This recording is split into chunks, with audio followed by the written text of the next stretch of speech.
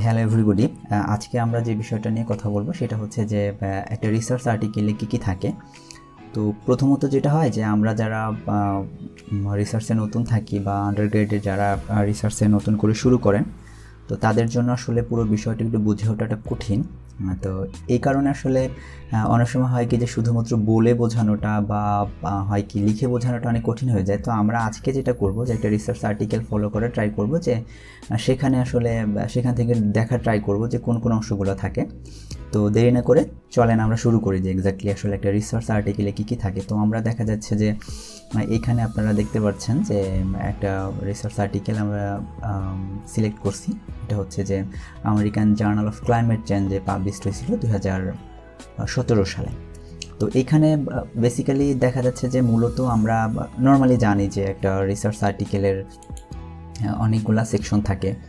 তার মধ্যে অন্যতম বললে নেই, সবগুলাই অন্যতম বা গুরুত্বপূর্ণ বলা যায়। তো চলেন স্টেপ বাই স্টেপ দেখি নেই আমরা কি আছে। তো রিসার্চ আর্টিকেলের ক্ষেত্রে প্রথমে যেটা হয় যে এই যে সেকশনটা আপনারা দেখতে পাচ্ছেন, এই সেকশনটা হচ্ছে একটা রিসার্চ আর্টিকেলের টাইটেল।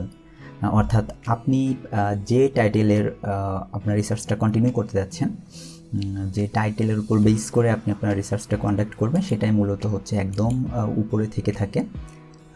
এই বিষয়টা হচ্ছে আমাদের একটু মাথায় রাখতে হবে। এরপরে যে সেকশনটা থাকে সেটা হচ্ছে একটা রিসার্চ আর্টিকেলে যারা অথর্স থাকেন, এই অথর্সদের নামটা থেকে থাকে হচ্ছে এই সেকশনটাতে। অর্থাৎ এইখানে দেখেন যে মোহাম্মদ নাসিরউদ্দিন, তারপর হচ্ছে এবং যারা আছেন তারা হচ্ছে যে এই রিসার্চ পেপারটা যারা লিখছেন তাদের নামটা এখানে থেকে থাকে। এবং একই সাথে যেটা হয় যে রিসার্চ যারা থাকে তাদের ডেজিগনেশনটা এখানে উল্লেখ থাকেন, অর্থাৎ তারা কে কোথায় ইনস্টিটিউশন অ্যাফিলিয়েট করে থাকে, এই বিষয়গুলো নিয়ে মূলত এই সেকশনটা লেখা হয়ে থাকে। তো এখানে দেখতে পাচ্ছেন যে department of agricultural extension education, Bangladesh agricultural university, উনি ওইখানে অ্যাফিলিয়েটেড।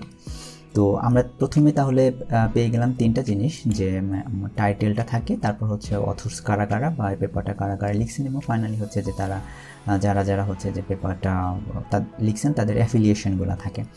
এরপরে আমরা যেটা গুরুত্বপূর্ণ পার্ট সেটা হচ্ছে যে অ্যাবস্ট্রাক্ট, অর্থাৎ একটা রিসার্চ পেপারে প্রথমেই যেটা থাকবে, মানে যদি মেইন বডিতে এন্ট্রি করি দেন হচ্ছে অ্যাবস্ট্রাক্ট। যদি অ্যাবস্ট্রাক্টটা রিসার্চ পেপারে প্রথমেই থাকে, কিন্তু আসলে এটা মূলত বা প্রথম না, এটা আসলে সবার শেষে যখন একটা রিসার্চ পেপার লেখা হয়ে যায় বা ফিনিশড করা হয় তারপরে হচ্ছে অ্যাবস্ট্রাক্ট সেকশনটা লেখা হয়।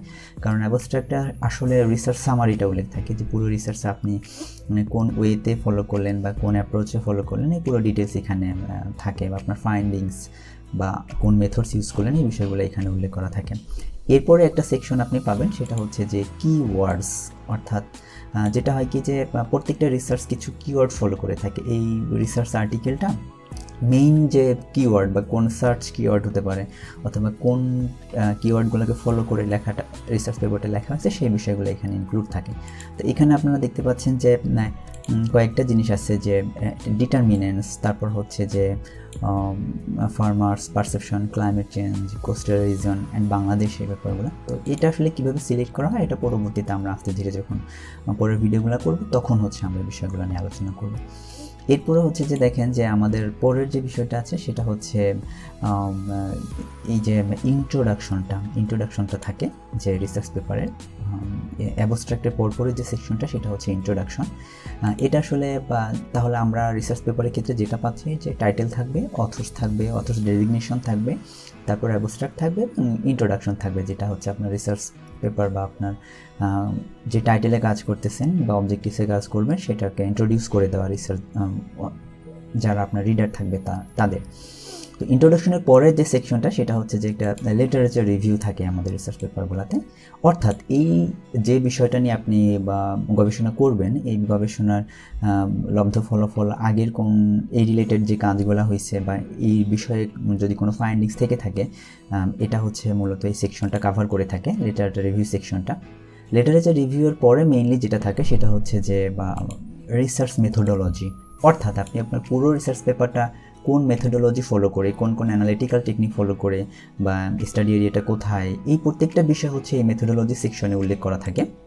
তো এই আমি আবারও বলিনি যে প্রত্যেকটা বিষয় হচ্ছে যে পরবর্তীতে আমরা ইন্ডিভিজুয়াল ভিডিও তৈরি করব যাতে আপনি আলাদা আলাদা করে জানতে পারেন। তো প্রাথমিকভাবে আমরা শুধুমাত্র রিসার্চ পেপারে কী কী থাকে এই জিনিসগুলো নিয়ে আলোচনা করতেছি, অর্থাৎ টাইটেল থাকবে, তারপর হচ্ছে অথর্স, তারপর হচ্ছে অথর্স ডেসক্রিপশন, তারপর হচ্ছে অ্যাবস্ট্রাক্টস থাকবে, দেন হচ্ছে যে কিওয়ার্ডগুলো থাকবে, তারপর হচ্ছে যে আপনার ইন্ট্রোডাকশন আছে, তারপর আবার হচ্ছে যে কি লিটারেচার রিভিউ সেকশনটা থাকবে, দেন হচ্ছে যে আমার রিসার্চ মেথোডোলজিগুলো থাকবে। মেথোডোলজির আবার অনেকগুলো সাব ক্যাটাগরি থাকে, এগুলো অনেক সময় সরাসরি উল্লেখ করেন গবেষকরা অথবা করেন না, স্টেপ বাই স্টেপ লিখে যান। এরপরে পার্টটা যেটা মেথোডোলজির পরেই থাকে সেটা হচ্ছে রেজাল্টস অ্যান্ড ডিসকাশন, অর্থাৎ আপনার গবেষণালব্ধ যে ফলাফলগুলো, এই ফলাফলগুলো মূলত রেজাল্টস অ্যান্ড ডিসকাশন সেকশনে উল্লেখ করা থাকে। এটা বিভিন্ন সাব ক্যাটাগরি থাকে, আপনার অবজেক্টিভসের উপর বেসিস করে আসলে মূলত এই বিষয়গুলো করা হয়। এটার জন্য প্রয়োজনীয় টেবিল, গ্রাফ এইগুলো গবেষকরা সংযুক্ত করে থাকেন তাদের প্রয়োজনের বেসিসে। তো বিষয়টা দাঁড়াচ্ছে কি, প্রথমে টাইটেল, তারপরে অথর্স নেম, তারপর হচ্ছে অথর্স ডেজিগনেশন, তারপরে অ্যাবস্ট্রাক্ট, তারপরে ইন্ট্রোডাকশন, এরপর হচ্ছে লিটারেচার রিভিউ, তারপর হচ্ছে methods and materials, and finally এরপরে হচ্ছে যে রেজাল্টস অ্যান্ড ডিসকাশনটা থাকে। রেজাল্টস এবং ডিসকাশনটা কমপ্লিট করার পরে আমরা যেটা করি, যে কনক্লুশনস অ্যান্ড রিকমেন্ডেশন থাকে। এটা বিভিন্নভাবে থাকে, অনেকে শুধু কনক্লুশন লেখেন বা কনক্লুশন রিকমেন্ডেশন আপনি লিখতে পারেন, এইভাবে উল্লেখ করা থাকে। তো এই কনক্লুশন রিকমেন্ডেশনটা কীভাবে লিখতে হয় বা কেন লিখতে হয় এটা আমরা পরবর্তীতে নতুন কোনো ভিডিও করতে উল্লেখ করে দিব। কনক্লুশন এবং রিকমেন্ডেশনের পর দেখেন অ্যাকনলেজমেন্ট আছে বা অথর্স কন্ট্রিবিউশন আছে। এটা আসলে মেইন সেগমেন্ট না, এই দুটো জিনিস আসলে সব পেপারে থাকে না বা এটা না দিলেও হয়। তো এটা ডিপেন্ডস করে যে আপনি আসলে দিবেন কি না, বাট এটা পেপারের জন্য একদম এসেনশিয়াল কোনো পার্টস না। এরপর হচ্ছে যে আমরা আসি যে রেফারেন্স, কনফ্লিক্ট অফ ইন্টারেস্ট, এটাও আমরা অথর্সরা ডিক্লেয়ার করে থাকেন, বাট এটা দেখা যায় যে এটা কেন বা এই পারপাসটা কি, এটা পেপারের জন্য খুবই গুরুত্বপূর্ণ না, তবে অনেকে দিয়ে থাকেন বা এখন মোস্ট অফ দ্য পেপারে দিয়ে থাকা হয়। এবার যে সেকশনটা সেটা হচ্ছে যে রেফারেন্স সেকশনটা, যে রেফারেন্সে আসলে দেখেন যে অর্থাৎ রেফারেন্স আমরা জানি যে কী জিনিস, যে আপনি যে জায়গাগুলো থেকে আপনার পেপারের বিভিন্ন ইনফরমেশন ইউজ করছেন সেটার সোর্সগুলো উল্লেখ করে দেওয়া হয় মূলত রেফারেন্স। তো এইগুলো সেকশন নিয়েই মূলত একটা রিসার্চ পেপার গঠিত হয়। অর্থাৎ আমরা যদি একদম প্রথম থেকে বলে থাকি যে কি বলবো, যে দেখেন টাইটেল থাকবে, তারপর হচ্ছে যে অথর্স নেম থাকবে, অথর্স ডেজিগনেশন, তারপরে অ্যাবস্ট্রাক্ট, ইন্ট্রোডাকশন, তারপর literature review, methods materials, finally হচ্ছে যে রিজাল্টস অ্যান্ড ডিসকাশন, দেন হচ্ছে যে কনক্লুশন রিকমেন্ডেশন থাকে। তো আশা করি আপনারা মোটামুটি একটা